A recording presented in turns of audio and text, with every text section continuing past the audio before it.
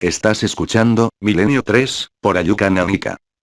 Hoy es un edificio cerrado y sin vida, enclavado en la calle Mesones. En sus cimientos se levantaron mezquitas funerarias e iglesias cristianas. Toda una historia dedicada al culto a los difuntos. En el empedrado de su suelo ocurrieron hechos dramáticos nunca aclarados. Ecos de muerte que regresaron ya en el siglo XX, cuando los funcionarios que trabajaban en él denunciaron una serie de espantosos hechos. Amedrentaba a los trabajadores de este inmueble convertido en la sede de la Diputación de Granada. Buenas noches, 18 minutos, esto es Milenio 3, os habla Iker Jiménez, hoy con un programa realmente especial. Nos lo habéis pedido, nos lo han pedido desde todos puntos de España y del mundo, tengo que decirlo. Siempre digo que estamos en el estudio 1 de la cadena SER para toda España, y es cierto que reivindican desde Alemania, desde Inglaterra, desde Francia, que también nos escuchan, que también nos escucháis, y nos alegramos de verdad. Nos habéis pedido, lo he dicho, un tema repetidamente: la Diputación de Granada, uno de los grandes clásicos, un verdadero expediente X español. Una historia que tiene todos los condimentos, absolutamente todos, para ser considerado una historia clásica de fantasmas, de aparecidos, de fenómenos extraños. Realmente pasaron muchas cosas en aquel lugar, y hoy, con especialistas, con testigos, con investigadores que destaparon el asunto, vamos a hacer un gran programa sobre ese caso en concreto. Lo merece. Hoy, aquí en Milenio 3, el enigma de la Diputación de Granada. Hoy es un edificio todavía cerrado. Según las últimas noticias que íbamos a ver aquí, se ha vuelto a abrir o se está rehabilitando, pero desde el año 91 fue un lugar sin ventanas, podemos decir que denso en su fisionomía, un bloque de hormigón donde ocurrieron cosas muy raras. La verdad es que la historia nos indica y nos dice que hubo cosas anteriores que los investigadores, que historiadores de Granada sacaron a la luz a raíz de los sucesos que se difundieron incluso en el telediario, en las principales revistas de actualidad nacional. En el año 86 más o menos, finales del año 86, diciembre en concreto, varios empleados de la Diputación de Granada, varios funcionarios, salen a los medios de comunicación porque se niegan a seguir trabajando con una extraña excusa, vamos a llamarlo así, excusa.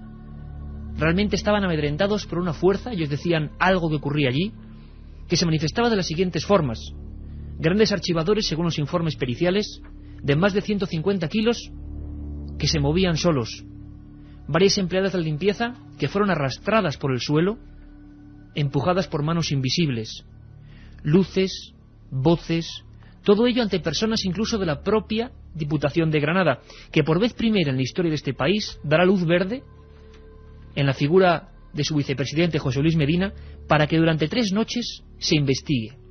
Y ocurrieron muchas cosas en esas 3 noches. Lo que ocurre, y pasa mucho con estos temas, lo que ocurre es que después de 15 años de investigación son muy pocas las personas que han querido hablar. Tengo que decirlo. En Milenio 3 nos acostumbramos a rescatar todos los datos, documentos, para que seáis vosotros, para que sean ustedes los que tengan toda la información.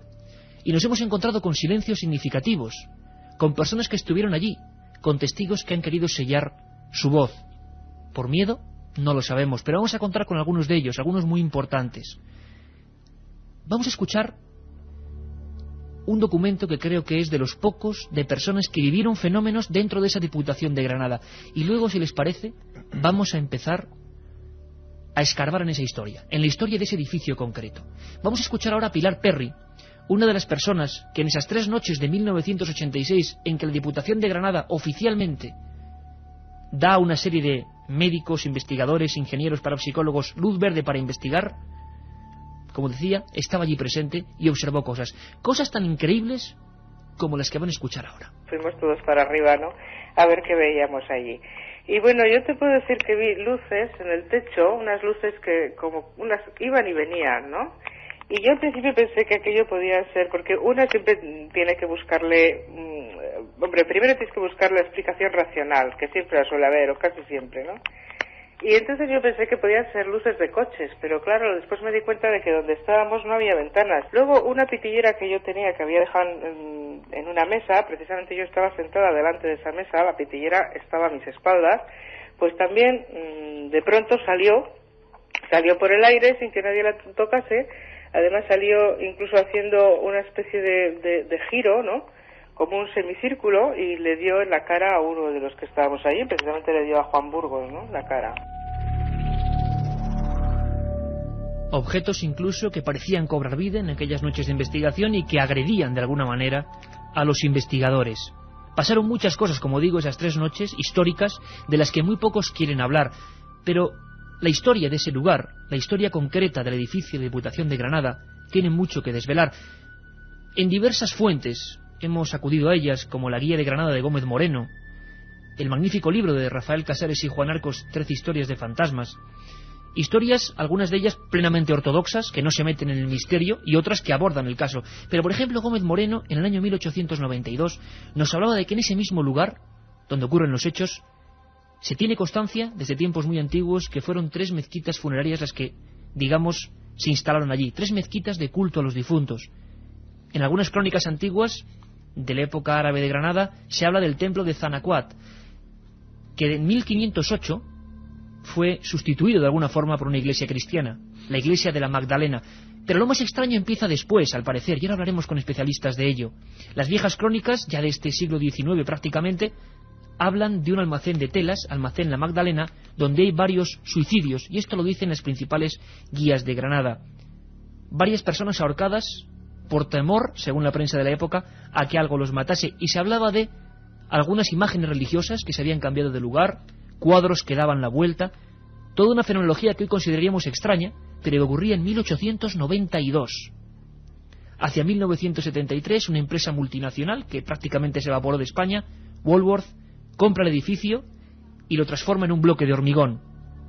Es a partir de ese momento donde empiezan a ocurrir macabros hallazgos incluso de huesos, esqueletos de niños en las obras de edificación. Empezaba la gran leyenda, no de ahora, sino de hace mucho tiempo, de ese edificio, de la sede administrativa de la Diputación de Granada.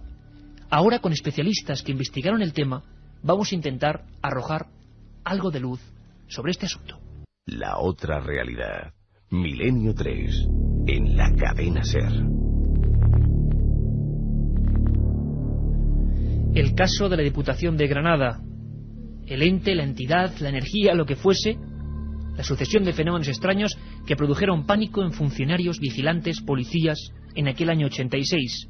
Tenemos en conexión telefónica a un magnífico periodista del Ideal de Granada, que tiene el honor de ser la persona que con sus reportajes allí en Granada destapó un asunto que luego se convirtió en reclamo nacional. Como decíamos, salió en televisión, en las principales revistas nacionales.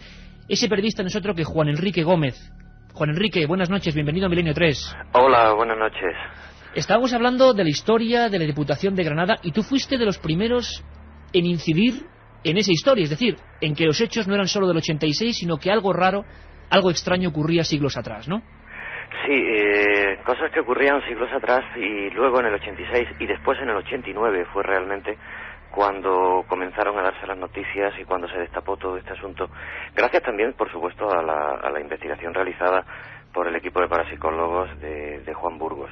Nosotros desde el periódico Ideal dimos la primera noticia que le dio un compañero mío, Juan Jesús Hernández, y acto seguido yo ya me encargué del asunto y estuvimos dando una serie de reportajes que la verdad es que en Granada crearon una sensación bastante extraña y estaba la gente como muy interesada porque quien más y quien menos había entrado en aquellos almacenes Woolworth y se había sentido un poco raro, ¿no?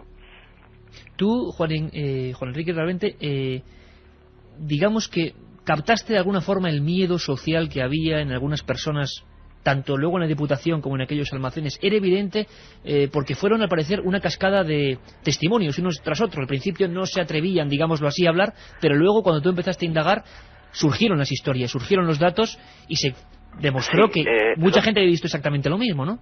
Lo primero de todo era que las personas empleadas de Woolworth, una vez abierto el nuevo edificio que se había construido sobre las ruinas de aquella iglesia y después de las tiendas de la Magdalena, decían que en la zona del sótano de ese gran comercio la gente no compraba, es decir, la gente no bajaba a comprar aquella zona.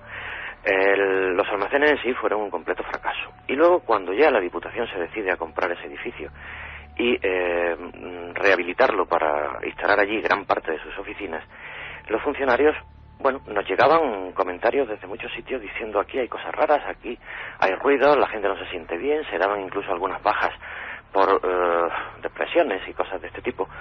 Y la verdad es que tampoco le hacíamos demasiado caso, ¿no?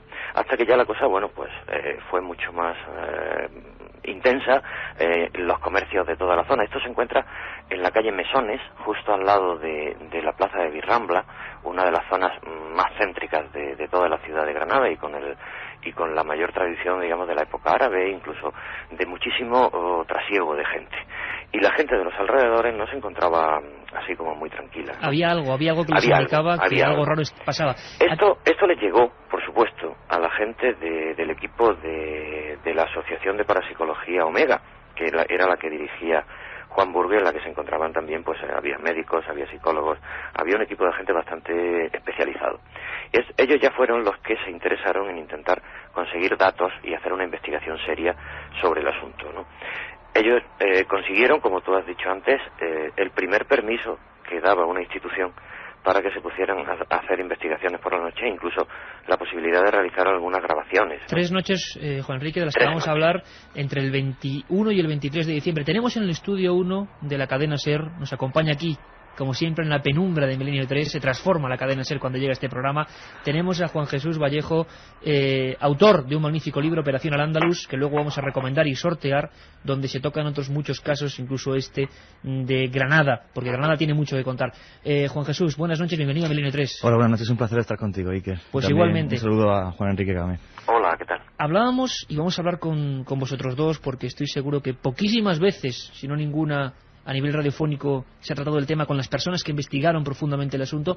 Juan Jesús, tú me comentabas a micrófono cerrado una cosa, escuchando a Juan Enrique Gómez, periodista del Ideal de Granada, que es que en ese mismo lugar, en esa misma zona, había cosas también luctuosas bastante curiosas, ¿no? Sí, es como si lo fúnebre o si lo macabro persiguiera realmente a este trozo de la ciudad de Granada, porque muy cerca del edificio de Diputación estaba en lo que era la entrada a la plaza de Virrambla, estaba el Arco de las Orejas, justo allí, que era el lugar donde después, cuando se cogían los ladrones, se les cortaban las orejas y se colgaban en aquel arco para que los que entrasen en la ciudad de Granada a nadie se lo pudiese robar en el mercado.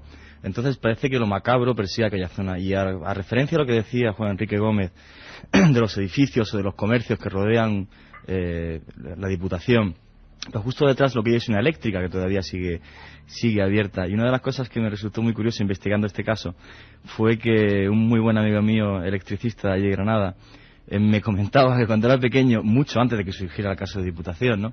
Cuando era pequeño y estaba allí jugando a la eléctrica, el padre les decía: jugar por aquí, pero no os acerquéis a la pared.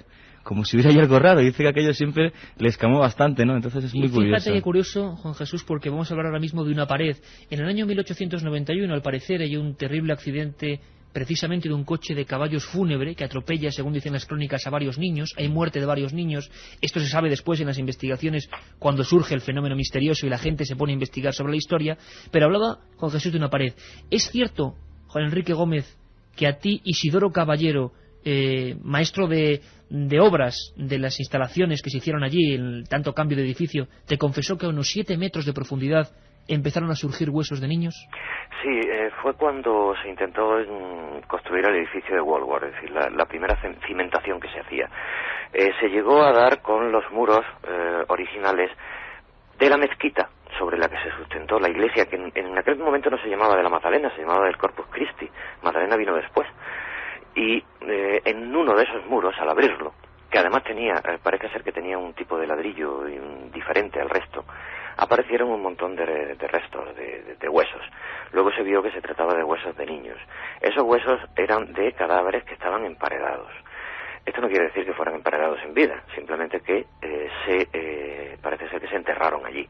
Y fue después de ese posible, o al menos así lo dicen las crónicas, un accidente de un coche de caballos que decían que iba conducido por un político de bastante prestigio de aquella época, y que se asustó al ver un entierro que se estaba realizando en la iglesia con una pompa fúnebre así como muy muy exagerada, ¿no? Este político sufrió algunas heridas en aquel accidente. El coche de caballo arrolló a las personas y por lo visto mató a varios niños, y este político fue el que luego, un poco más tarde, incidió muchísimo entre las autoridades de la ciudad para que se cerrase la iglesia y se cambiase de sitio. Lo que es cierto, y de ahí se lanza un poco toda la historia de posibles almas y espíritus que se quedan ahí un poco sin llegar al sitio donde deben, ¿no? Fíjate, Juan Enrique, es curioso porque, releyendo las investigaciones que vosotros mismos habéis realizado allí, se habla de Francisco Chando, un vigilante de juguetería que fue uno de los primeros en denunciar los hechos de que algunos grandes juguetes, incluso de grandes dimensiones, cambiaban de sitio. Era lo mismo que luego... Estaba justo detrás, es decir, a la espalda del edificio, donde Juan Jesús comenta que se encontraba esa tienda de electricidad. Pues muy cerquita había también una tienda de juguetes que daban a la zona de la Plaza de Viverrambla. Lo que es cierto es que en 1985 se instala a partir de ese momento la Diputación, la sede administrativa de la Diputación de Granada en ese lugar, y ya empieza directamente el vicepresidente José Luis Medina a hablar de insólitas desapariciones de planos y herramientas en estancias perfectamente cerradas. Es en ese momento, en diciembre de 86, cuando funcionarios como Concepción Castilla denuncian con pánico lo que está sucediendo. Lo que está pasando, sí. ¿Qué hablaban los funcionarios en concreto en aquella época? Pues se trataba de ruidos que le venían de la zona de las paredes.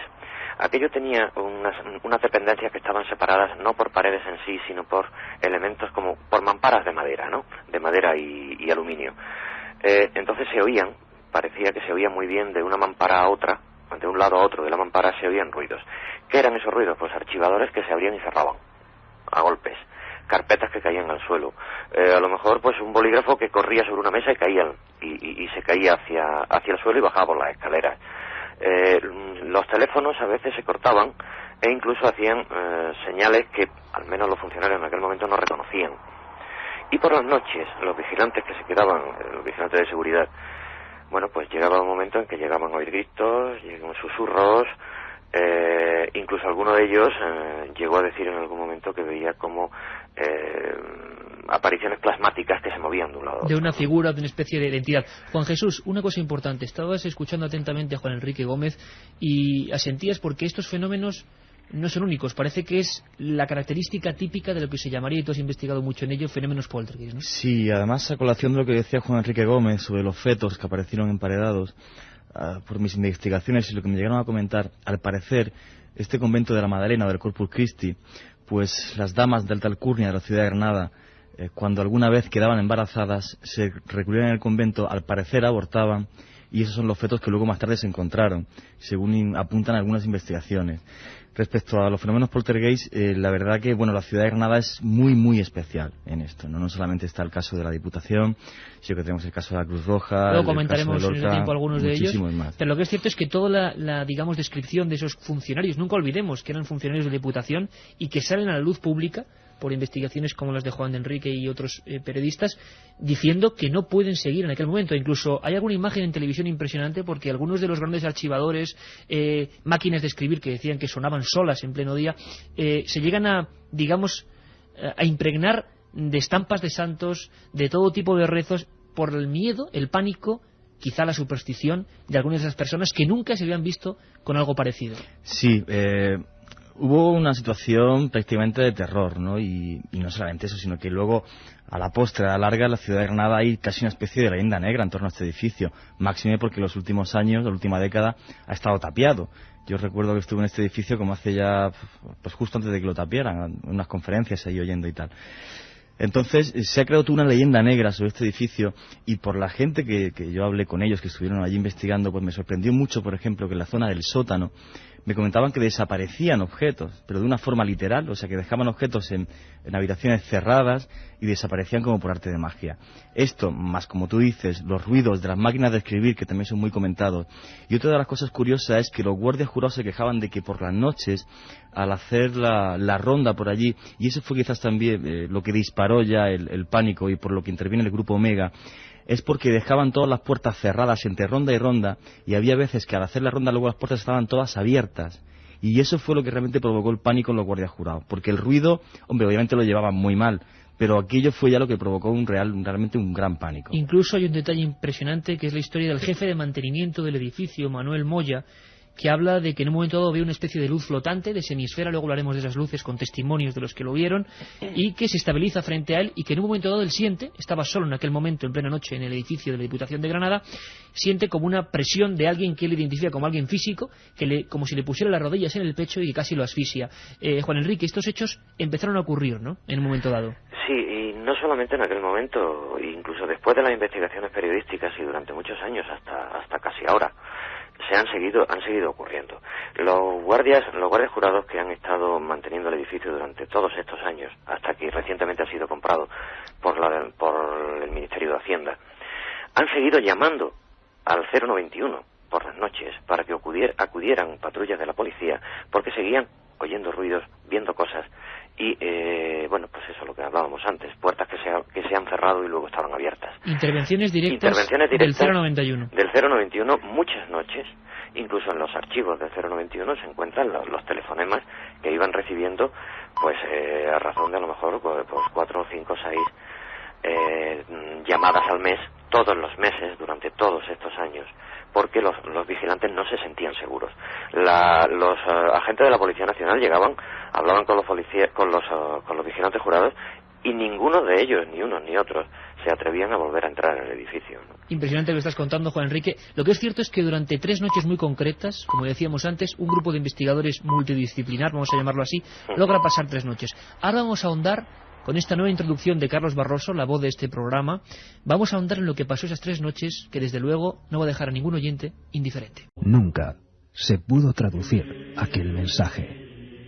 En uno de los magnetofones previamente precintado, apareció la psicofonía más extraña de todas las obtenidas en nuestro país a lo largo de la historia.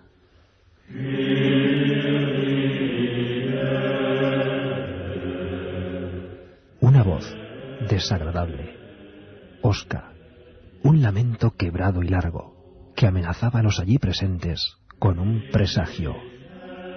Os arrepentiréis.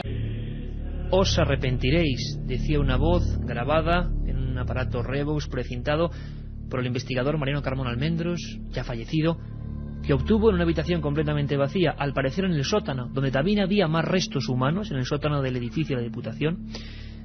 Una voz, como decíamos, quejumbrosa, extraña, que vamos a escuchar, y que ruego a la audiencia de Milenio 3 que ponga mucha atención. Sería, digámoslo así, una psicofonía, pero hay que decir que es la psicofonía sin duda de las más largas, más raras y que más polémica han suscitado. En aquella noche, en aquel lugar, los investigadores, sin absolutamente nadie más, una cámara, digamos, Revox, un grabador de bobina abierta funcionando, y algo que en pleno silencio se cuela dejando un mensaje que todavía hoy, 15 años después, nadie ha logrado traducir.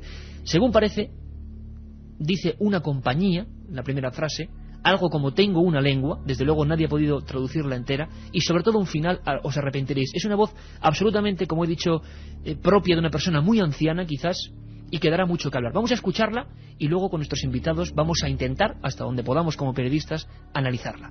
Esa es la voz.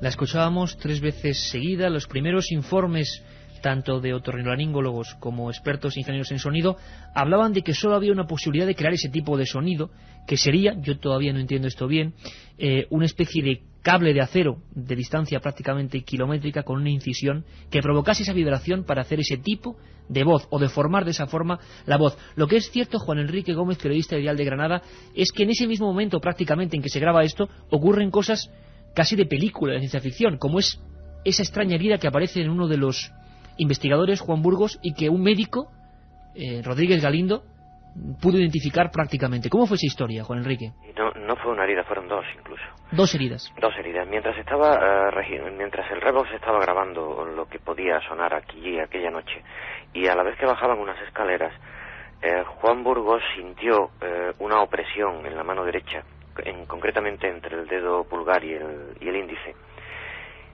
y un dolor. Retiró la mano y entonces vio como unas marcas de lo que podrían ser la dentadura o bien de un niño o bien de un perro pequeño. El médico, que era Juan Rodríguez Galindo, confirmó que esas marcas se trataban de una dentadura que tendría que ser del tamaño de un niño. Pero a los pocos minutos, cuando todavía casi no había dejado de sentir la molestia en una de las manos, le volvió a ocurrir en la otra mano. Y además sentía como una opresión que le empujaba hacia la pared al lado de las escaleras. Era el mismo momento en el que se estaba produciendo la grabación. Al mismo tiempo, Juan Enrique, hay un testimonio de una especie de arco voltaico que surge de ese hueco donde había, al parecer, según se dio en ese informe de la Asociación Omega, restos humanos de un hombre y de un niño. De ahí surge una especie de arco voltaico, e incluso, haciendo un poco un rápido repaso por lo que fue esa noche, la más dura quizás, la del 23 de diciembre del año 86, dentro de ese inmueble, se habla de la visión directa a 12 metros del grupo principal de investigadores que se quedan aterrorizados de una figura que parecía un sacerdote, de una figura con una especie de traje talar que se para ante ellos durante unos segundos.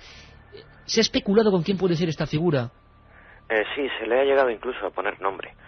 Juan Burgos llegó a ver la imagen de una persona, llegó a ver un rostro. Él decía en aquel momento una frase textual.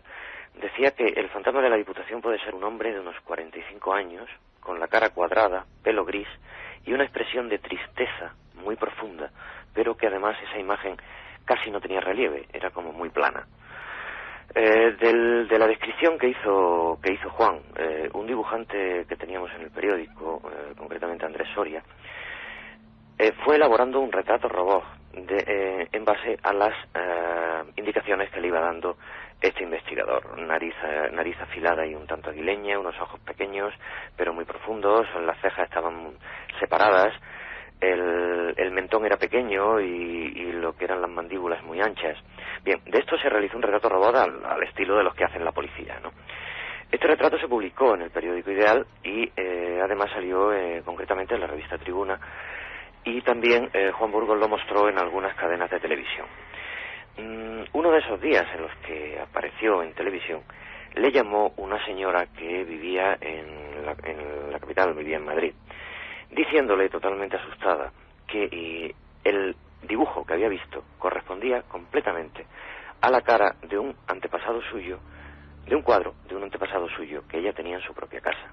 Resultaba que este antepasado suyo había sido el último párroco que había tenido la iglesia de la Magdalena. El llamado Padre Benito, ¿no? Llamado Padre Benito. Al que se recordó durante esos días por activa y por pasiva, porque parecía que clamaba de alguna forma, y siempre, por supuesto, pongamos comillas, su presencia, o al menos la profanación que habían realizado en aquel lugar. Juan Jesús, me gustaría que escuchases atentamente este comentario de un especialista hablando de la voz que hemos puesto, de esa voz tan extraña, tan desagradable, que a muchos habrá sorprendido, porque es el técnico informático, ingeniero superior, Pedro Amorós, quien le pedimos, por favor, que hiciese un análisis de esa voz. Hablamos ahora, Juan Jesús, de la opinión que te produce a ti personalmente esta voz y lo que dice este experto informático, que con los más modernos, digamos, sistemas de detección de sonido ha intentado buscar una explicación a esta psicofonía. Le escuchamos ahora. Para mí, personalmente, la traducción de esta voz sería: en la compañía, en lugar de hablar en la lengua o con la lengua, os arrepentiréis. Presenta unos matices distintos a otras psicofonías. Primero, se le puede encontrar el tono y el timbre famoso que caracterizan una voz y que se podría incluso asociar mediante un experto a una garganta, ¿no? Se podría incluso llegar a asociar la voz a una persona. De ahí tendríamos lo que partiría o parte de la huella foniátrica, ¿no? Cómo se puede llegar a identificar a una persona a través de un sonido, incluso hasta por la curvatura del propio paladar, ¿no? Incluso la posición de la lengua, etcétera, etcétera. Y todos estos parámetros nos los facilitan programas informáticos, como por ejemplo, hay programas como Pro Tools, como herramientas de trabajo de ingeniería en sonido, pues que nos dan algunos de los matices de los ecos de la boca incluso, ¿no? Pero al fin y al cabo lo que simula esta voz es como si fuera una doble copia de la voz. Es decir, hay un bajón de la intensidad sonora, hay una absorción energética. Si partimos de la base que la psicofonía puede ser auténtica, podríamos tomar en cuenta de que las psicofonías, según la hipótesis que yo he establecido y que, bueno, pues ampliamente que expongo en el libro sobre las psicofonías, pues se forman a partir de una serie de sonidos que hay en el ambiente. La utilización de las portadoras. Sonidos del ambiente, Juan, ¿qué opinión tienes tú personalmente sobre esa psicofonía grabada ya en el año 86 y a la que ningún experto, vamos a decirlo así, ha dado todavía solución? Hombre, yo he oído cientos de psicofonías igual que tú y el sonido es muy peculiar, muy especial. Yo sí estoy convencido de que es real por una cosa, porque es que entrevisté a la persona que dejó allí el cassette, que es el doctor Galindo, que por su profesión pues obviamente pues no quiere hablar, no le apetece, me parece además muy bien. Desde aquí le mando un saludo si nos está oyendo, porque tengo el placer de conocerlo y de haber compartido con él muy buenos ratos. Es un grandísimo investigador, una gran persona, y como médico y como cirujano plástico de los mejores de España. Y él fue el que dejó el cassette, y entonces sinceramente no creo que en ningún momento me mintiese. Y además, tal y como comentaba Juan Enrique Gómez y como describió luego más tarde Juan Burgos en los artículos, él también me certificó, porque en la parte superior del edificio estaban solamente dos personas, que eran estas dos, Juan Burgos y el doctor Galindo. Entonces él me garantizó y me certificó efectivamente que lo que dijo Juan Burgos era cierto, o sea que este señor llevaba un medidor de campo magnético en su mano, la acerca a una pared y de repente aparece lo que él me describió como una especie de rayo que le da en la mano. Él gritó, tiró el aparato al suelo, que se rompió, y entonces al examinar el doctor la mano me confirmó que aquello era o bien el bocado de un niño pequeño o de un perro, por lo pequeños que eran los incisivos, y me dijo que era imposible además que él se lo hubiera hecho por ningún tipo de protagonismo, de afán y demás. Realmente, como no menos sobrecogedor, el cúmulo de historias que se producen esas 3 noches y que fueron a más. Una de las personas que estaba allí aquellas noches, hablábamos antes de Pilar Perry, habló también de otro tipo de voces, no esas voces que no se han hecho públicas y que se manifestaron incluso directamente, no a través de la grabación, sino voces que todos pudieron escuchar. Vamos a escuchar, por favor, un instante, todos los oyentes de Milenio 3, este documento que también viene a echar más leña al fuego en el caso de la Diputación de Granada. Otra cosa curiosa también es que se oían voces. A mí eso es lo que más me chocó casi de toda la investigación de la noche, ¿no? Porque nosotros teníamos en cada planta una grabadora que simultaneaba con unas posibles psicofonías con unas cámaras con rayos infrarrojos que iban también haciendo fotografías pues cada cierto tiempo, ¿no? Para ver si había unas energías, en fin, a ver si se percibía algo que nosotros no viéramos, ¿no? Y entonces allí se oyeron unas voces pues como si hubiera 3 o 4 hombres discutiendo. Hay unas escaleras muy grandes que están huecas, quiero decir que sí, unas escaleras muy grandes que van hasta la última planta, y entonces yo lo que oía eran como 3 o 4 hombres discutiendo, no se entendía lo que decían. Voces no solo grabadas, sino también captadas por las personas que componían aquella comisión Omega de investigación, la primera que a nivel oficial, otorgados, digamos, o facilitados el pasaporte concreto y tan extraño en este país para investigar un fenómeno paranormal, hubo en Granada en aquel diciembre del año 86. Juan Enrique, ya para finalizar, yo sé que como periodista uno es difícil y tiene que quedarse en el terreno del objetivo, pero tú, después de toda esta investigación que tantos ríos de tinta hizo correr, ¿con qué opinión te quedas? Brevemente, ¿qué nos podrías contar de tu impresión personal de lo que ocurrió en aquel lugar? Hombre, yo tengo que decir claramente que tengo que creer que las personas que hablaron de todo esto, tanto a los funcionarios como a los vigilantes jurados, como en el equipo del Grupo Omega, en ningún momento han mentido. Es decir, ellos no han inventado ninguna historia. Ellos creen firmemente en que lo que están diciendo es la realidad de las cosas. La psicofonía no ha sido... estoy convencido de que ellos no han manipulado nada. Por lo tanto, desde ese punto de vista, tengo que creerles. Ahora bien, creer en la existencia o no de ese fantasma, de ese espíritu del Padre Benito o de quien pudiera ser, eso ya entra dentro de otras consideraciones. Ahora, todo el mundo coincide en lo mismo. Allí pasaba algo y durante muchos años se ha pensado que sigue pasando. De hecho, en este momento se está remodelando el edificio, y el edificio lo primero que se ha hecho con ello Arroyo, que es donde se va a ubicar las nuevas oficinas del catastro, lo primero que se ha hecho ha sido abrirle grandes balconadas, porque durante todos estos años ha sido como una especie de búnker de hormigón que no tenía ni una sola ventana. Un edificio de 3 plantas y sótano, bastante grande, una superficie importante, y no tenía ni un solo respiradero. Ahora las ventanas, la gente incluso de esa zona dice que por fin el fantasma se va a poder liberar. La gente se sigue acordando del fantasma. Ha sido absolutamente gratificante contar contigo, Juan Enrique. Esperemos que esta historia no dé mucho que hablar, pero al menos aquí hemos intentado, como decíamos antes, arrojar luz. Estamos seguros que ni tú, ni nosotros, ni nadie puede saber qué se escondía allí en la Diputación de Granada.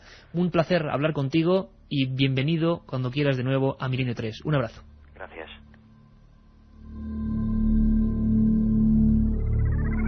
Decíamos antes que Granada es un lugar donde desde luego la palma en lo paranormal, por así llamarlo, así decirlo, se lo lleva el caso de la Diputación. Pero estaríamos muy equivocados si pensamos que solo ha ocurrido este suceso.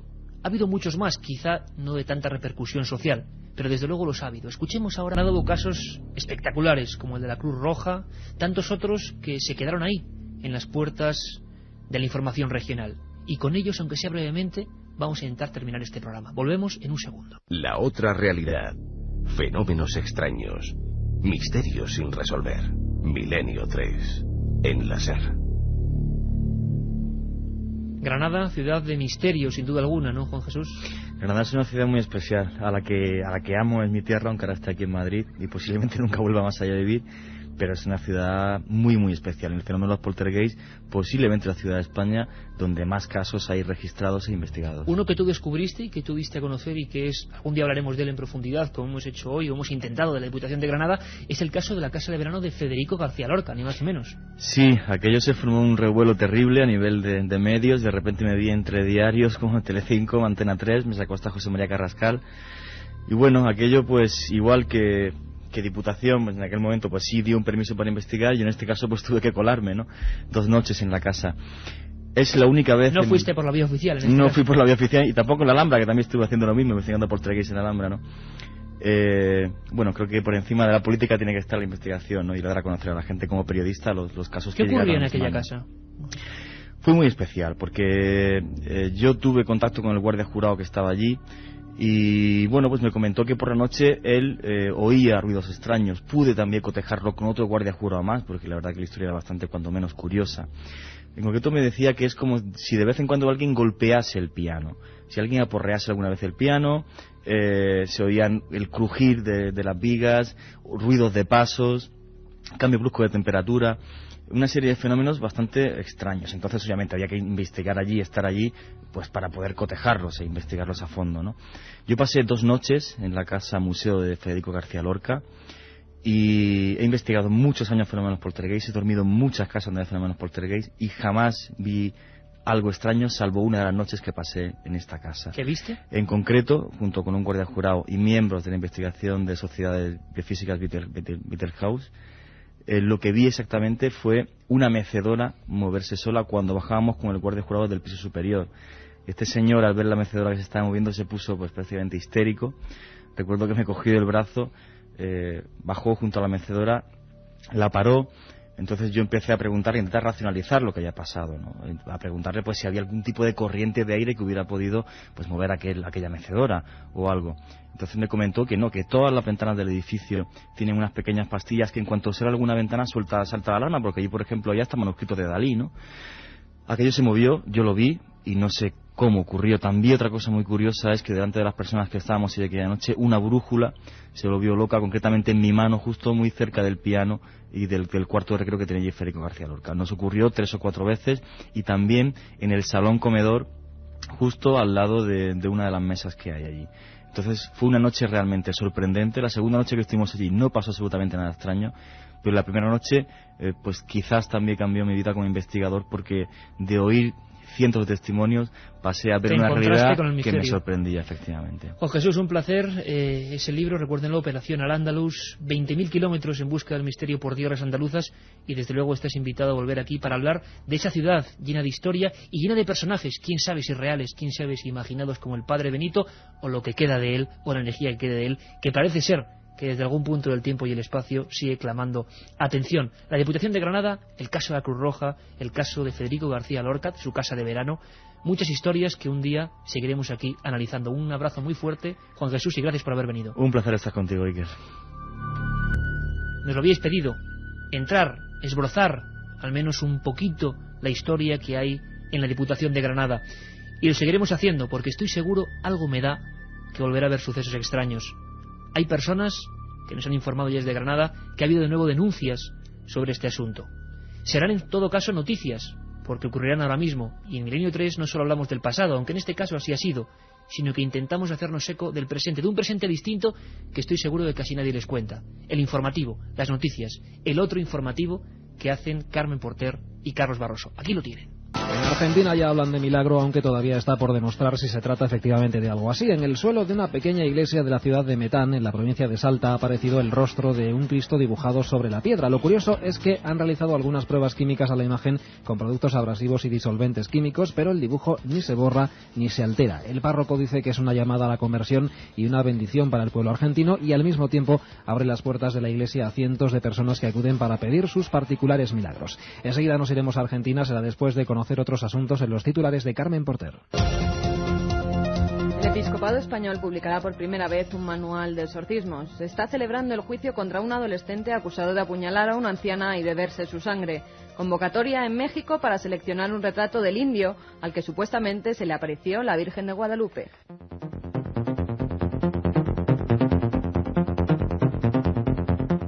¿Será realmente un milagro la aparición de la cara de Cristo en la ciudad argentina de Metán, o un simple gancho de fe al que se agarra la población en estos momentos de crisis? De momento no se sabe más que ha aparecido un dibujo del rostro tradicional de Cristo sobre el suelo de una parroquia que está llamando a cientos de fieles y que por mucho que lo intentan ningún producto le afecta. Lo cuenta la corresponsal en Argentina, Isabel Cuevas. La aparición de una imagen del rostro de Cristo en una iglesia de una ciudad argentina ha generado una gran conmoción entre los fieles y los vecinos de localidades cercanas que se acercan para pedir trabajo y salud, entre otras muchas cosas. El rostro de Jesús fue visto el pasado 9 de julio en una baldosa del suelo de la parroquia Señor del Milagro, en la ciudad de Metán, en el norte de Argentina, y desde entonces miles de personas han visitado el templo. 3 mujeres fueron las primeras que observaron el rostro de Cristo muy bien definido en el suelo. Se percataron de ello cuando se encontraban rezando en una de las capillas del templo. Al correrse la voz, muchos argentinos han comenzado a llegar desde distintos puntos de la zona y forman largas filas para entrar en la parroquia, a donde han acudido muchos enfermos para sanarse. Algunos han señalado que este es un mensaje de Cristo que quiere transmitir a los argentinos confianza para afrontar la crisis.